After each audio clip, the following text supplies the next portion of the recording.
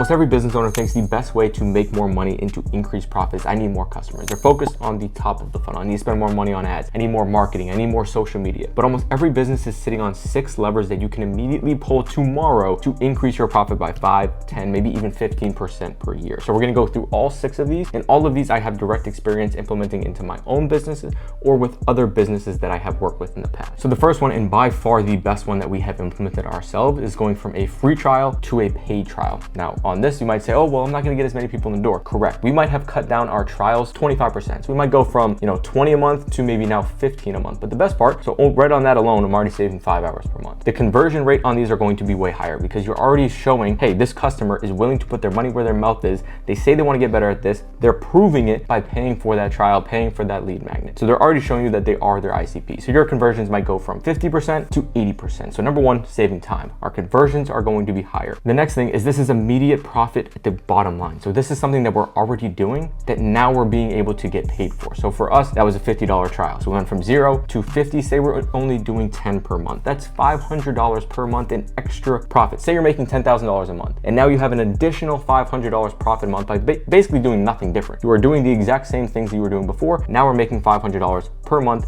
extra. That is a huge increase in terms of percentage of increasing that profit. It might seem small, might not seem like a big deal, but again, that's going straight to the bottom line. That's not adding any extra additional expenses. It's just straight to the bottom line. Now, not only that, but you are able to fund your cost to acquire a customer. Again, say your cost to acquire a customer is $50. Now we're doing that paid trial. That's $50 to acquire a customer. They are being able to pay for themselves. Now you can run these ads ad infinitum. Your ads are paying for themselves and you're getting that return on investment in terms of long-term. Say every customer you get is $2,000 lifetime value. You're paying for that ad. That customer is paying for themselves and paying for every other customer that you didn't get. And then now you're getting that profit on top. So again, you can do this ad infinitum and you just keep cycling it over and over again. Now, lever 2 that you can pull is implement a cancellation policy or a no-show fee. So this is really big for some services where they pay afterwards.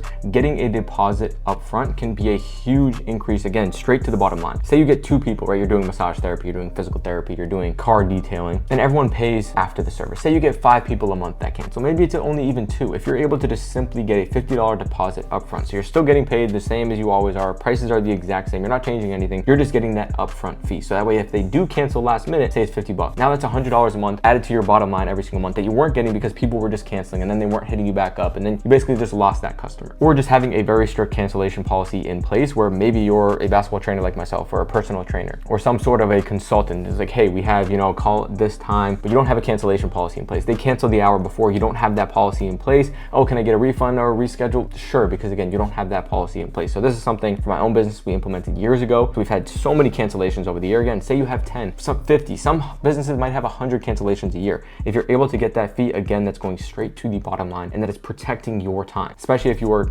someone doing something by yourself, you're the only person, your time is very valuable. If you're getting 1 a week, 2 a week, those things are going to add up and hit directly at your bottom line. So that's adding that direct cancellation policy for people that pay up front or for people that typically pay at the end, get them to pay a deposit up front, have that cancellation policy. So if they do cancel within 12 or 24 hours, whatever your policy may be, you are able to keep that fee, protect your time. And again, that's going straight to the bottom line. That could be another couple hundred to thousands of dollars per year straight to profit. Number 3 is going to be reactivating past customers. So this is going to seem so obvious to most people, but again, sometimes you just need a reminder. You probably have 10 customers in your phone that would show up tomorrow. You just haven't messaged them. They maybe came in 3 months ago, 6 months ago. Life gets busy, they lose track, they're focused on something else, or maybe they're even going to your competitor, but they haven't heard from you. For a lot of businesses, especially service-based business, that relationship is key. So being able to check in on them constantly, being able to reactivate those customers, whether it's sending a personal one, whether you have some sort of service, whether that's email, whether that's SMS, that can continue to keep them in the loop. Now, obviously the personal touch is going to be key here, and that's what's going to keep people coming back in. So this is something I usually do every,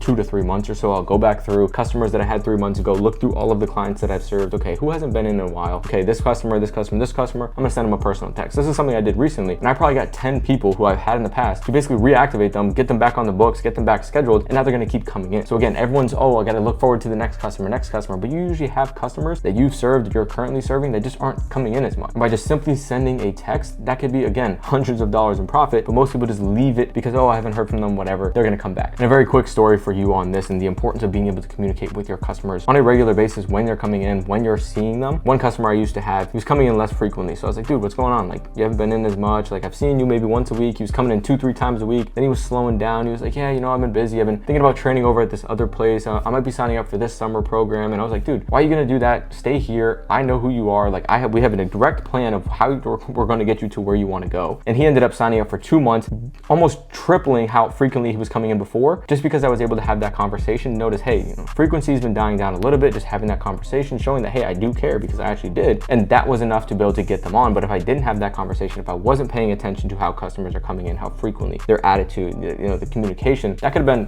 $400 or $500 a month that I lost in just, again, pure profit. There's obviously ways that we can implement this with AI. Automate the things that don't require the human touch, and then where you can come in is, hey, you get those automated reminders, text this person, and then be able to check in with them personally. So that way, again, we can keep our retention a lot higher, and this is gonna be one of the best things that you can do for your profit and for your bottom line. Now, the next thing that we can do is add add-ons or upsells that we can sell to our customers. So for some businesses, you might have a very niche service, but there might be another thing directly next to what you do and how you service your clients that they need, that they go to other people for. So it's like, okay, maybe I can add this service as an add-on. That's a way that I can make each customer worth more. Say your average, you know, monthly spend goes from $400 to $500, likely depending on the cost of service, that could be another $100, that could be another $90, $80 worth of profit going straight to that bottom line. For some businesses, it might be very easy. It might be, hey, you know, just accountability, so you're not really doing any more work. It might be, you know, documents that you already have. It might be access to an app. It might be just coming one extra time a month where you already have group classes and you're not spending any more money on staff, and they're able to, again, you know, spend more money. For gyms, this might be adding supplements. For marketing businesses, maybe that's, hey, we'll do your books for you. Or maybe it's even merchandise to go along with your business.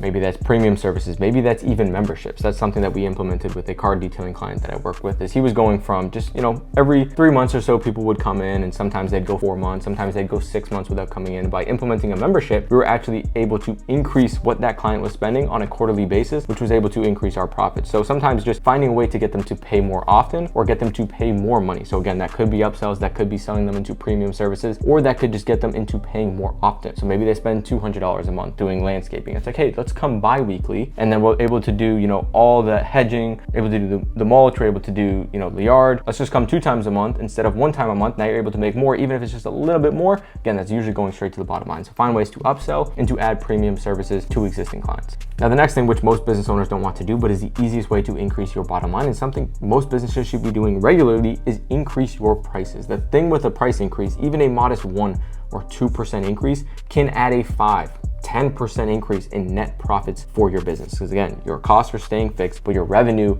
can increase dramatically. Now, to just show you what this looks like practically, let's say your business makes $100,000 profit a year on $500,000 worth of revenue. That's a 20% profit margin. It's okay. For some businesses, that's much higher. For some, it may be smaller depending on the business. Let's just say you increase your prices by 5%. You're able to take your revenue from $500,000 to $525,000. Now, the thing is, your costs are the exact same. So your business goes from making $100,000 profit to $125,000 profit. That is a 25% increase in bottom line because of a 5% bump in your prices. So for some business, this might be easy. You probably should have increased your prices over the last year. And if you haven't, most customers are going to expect it. They're going to understand, hey, you know, we don't want to do it, but we have to increase prices. Again, if you're going charging 100 to 105, that's really not that big of a difference. You might lose 1 or 2 customers, but again, even then, you're still going to be increasing your profit, even with some of the drop off. Now, how do we actually implement the price increase? The way that I typically like to do it is introduce it first to any new customers. So that way, no existing customers feel the effects yet, but you're still able to get the benefit. You're also able to test the waters. If you say, hey, all new customers, we're going to go with this increased price, and every single one of them says no, you're probably way too high above, you know, what you should be charging in the market. But if you charge, you know, 5% more and everyone's saying yes, that's a sign that you probably should have increased them even more, or you should have done it way earlier. Now, maybe say everyone says yes. All right, let me try 7.5%. Let me try 10% increase. And where you get maybe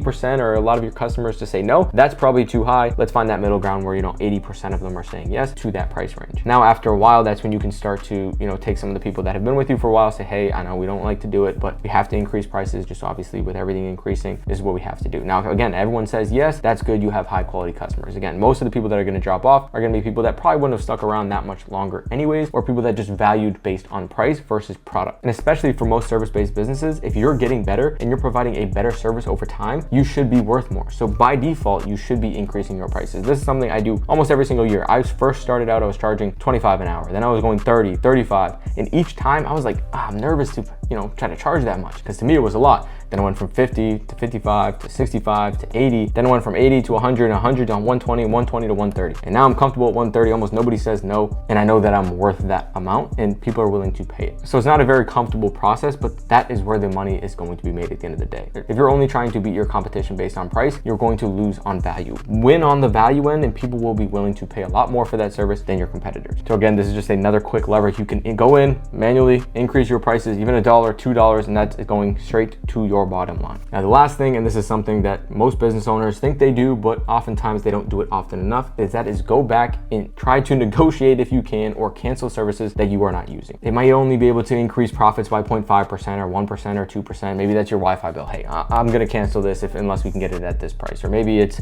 someone that you're buying product from continuously and you're like, hey, I wanna be able to increase, what we're buying from you. Is there a way that we can get, a slight discount on volume? So you're able to get more, get it at a slightly better price. Now you're maybe saving 5% there. You're able to save 2% here. If you're able to just cut down and save 2% again in those expenses, it's going straight to your bottom line. So the big thing is that if you can do all of these combined, that's where you get the crazy effects where you can increase your profits 5, 10, 15% on a yearly basis. Now it's something you have to keep doing over and over and over again. And there's some ways that we can implement some AI systems into your business to make this a little bit more easy to manage and to just continue to keep reminding you on a monthly or weekly or yearly basis. So if you guys enjoyed the video, you liked it, you got value out of it, please drop a like and subscribe. Would really appreciate it. If there's any questions you guys have or video topics you guys want to see, feel free to drop those in the comments below. See you guys in the next video soon. Peace.